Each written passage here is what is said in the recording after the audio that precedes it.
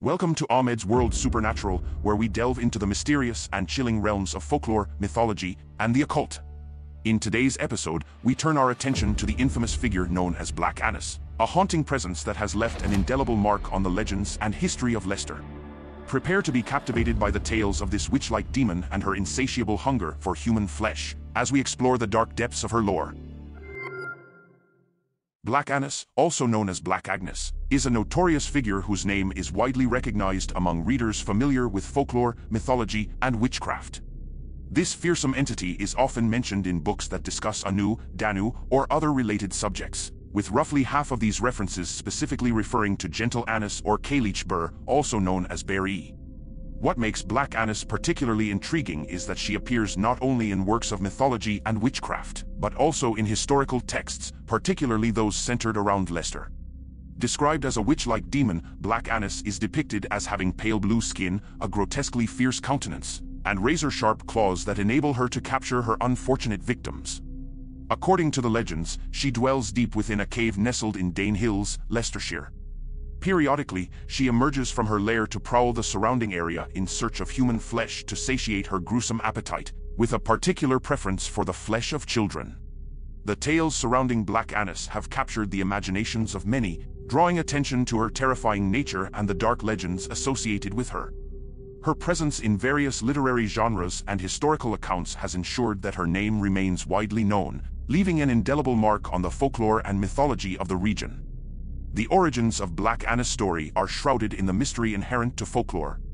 However, there are two women from the 15th century who have been suggested as potential inspirations for the legend. While it is unclear whether the tale of Agnes existed during that time or if these women's lives became intertwined with the folklore, their stories offer intriguing possibilities. The first candidate is Agnes Scott, a Dominican nun who lived as a forest anchorite, a hermit secluded in the woods. She wore the long black habit of her order and passed away in 1455.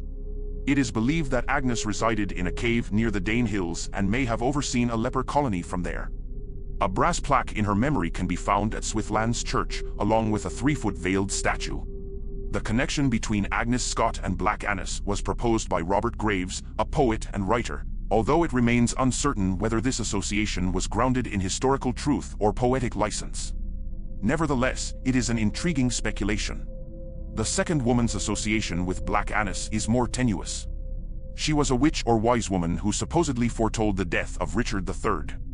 According to the story, as Richard rode over Leicester's Bow Bridge on his way to the Battle of Bosworth, his spur or foot struck a stone on the bridge.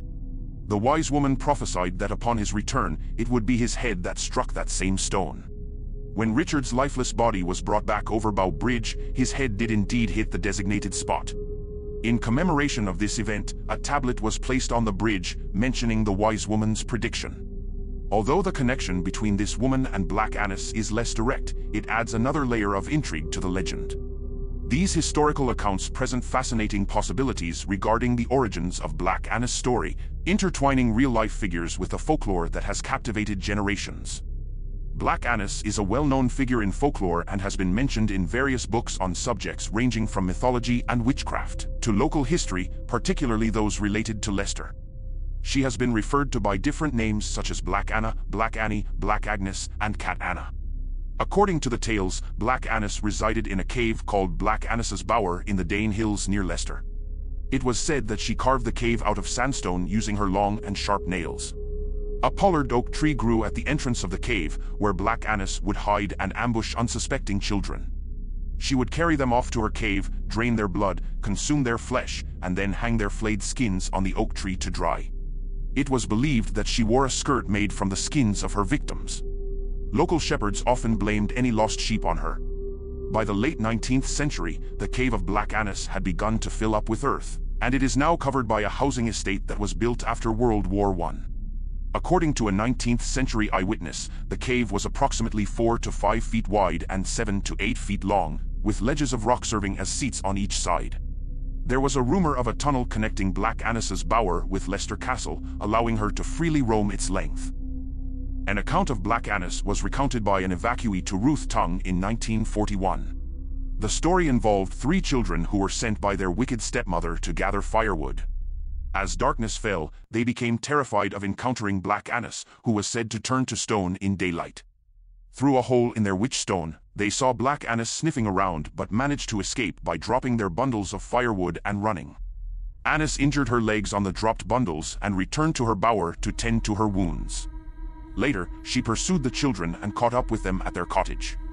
The children's father intervened, striking Agnes in the face with an axe. She fled toward her cave, shouting, "Blood! Blood," but fell dead upon hearing the Christmas bells tolling. The evacuee claimed that Black Agnes's howling could be heard up to 5 miles away, and the sound of her grinding teeth was so loud that people had time to lock and barricade their doors. To prevent Agnes from reaching inside their homes with her long arms and snatching their babies, people would tie witch herbs above their windows, which is why Leicester cottages were said to have only one small window. Descriptions of Black Agnes vary, with some accounts mentioning her being very tall with a blue face and long white teeth, while others describe her teeth as yellow and claim she had only one eye. However, all accounts agree that her appearance was hideous and that her face had a bluish hue. Near the village of Humberstone stands the Humber or Wholesome Stone, also called the Hell or Holy Stone. It was believed to house fairies, and their groaning sounds were claimed to be heard. Folklore links this tale to the story of Black Agnes, suggesting a cave near the Hellstone known as the Hell Hole where she dwelled. However, this connection is doubtful, as Humberstone is located opposite the city centre from the Dane Hills, and there is no evidence of Black Agnes extending beyond that area. The name Hel may have originated from the same root as holy, or from Hel, the Nordic goddess of the underworld. Hel, the daughter of Loki and Angerboda, was associated with the icy realm of the underworld. Odin himself granted her the kingdom of Niflheim, which encompassed 9 worlds. Garm, a fierce dog, guarded the entrance to her realm, similar to Anubis in Egyptian mythology. Hecate, another underworld goddess associated with Crossroads, had Cerberus, the 3-headed dog, by her side to guard the path to Hades. Hel is often depicted with a face that is half human and half blank, or as a pied being with one half black and the other half white or blue. Black Agnes, although not pied, is described as having a blue face or a terrible appearance. Brigid of Ireland is also portrayed with a pied face, representing her dual nature as both youthful and elderly or beautiful and ugly. While the color blue in these descriptions is meant to convey fear or awe, it is important to note that blue is often associated with protection, as seen in depictions of Madonnas and sky goddesses wearing blue mantles. Gentle Annie, also known as Gentle Agnes, is a Scottish legend associated with storms and the Firth of Cromarty. She is linked to Cailleach Bheur, the winter aspect of the goddess. Gentle Annie is believed to be derived from the Irish figure Anu and may represent a duality with a summer counterpart, possibly Brigid of Ireland. Both figures share similarities with other goddesses associated with sovereignty and dual appearances. In Leicester's folklore, there is a figure named Bel who could be a suitable companion for Agnes, potentially representing the Summer King. The legend of Bel attempting to reach Leicester in 3 leaps and the story of the Rollright Stones offer further speculation. Agnes is also connected to the creation of landforms through stones falling from her apron, a theme found in Scotland, Anglesey, and Ireland. She is depicted as a child and animal devourer, possibly symbolizing a role as a color of the herd. These legends provide rich material for exploration within local folklore and mythology.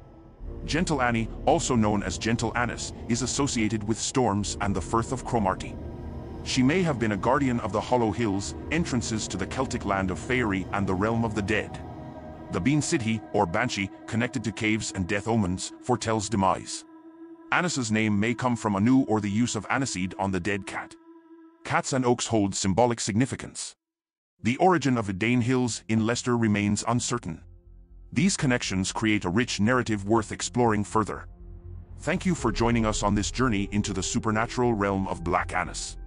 Her pale blue skin, fearsome countenance, and razor-sharp claws have struck fear into the hearts of those who dare to speak her name. Through the pages of mythology, witchcraft, and historical accounts, Black Agnes has become an enduring figure, forever etched in the folklore of Leicester. Join us next time as we unravel more enigmatic tales from Ahmed's world supernatural. Until then, beware the lurking shadows and the secrets they hold. Don't forget to like and subscribe.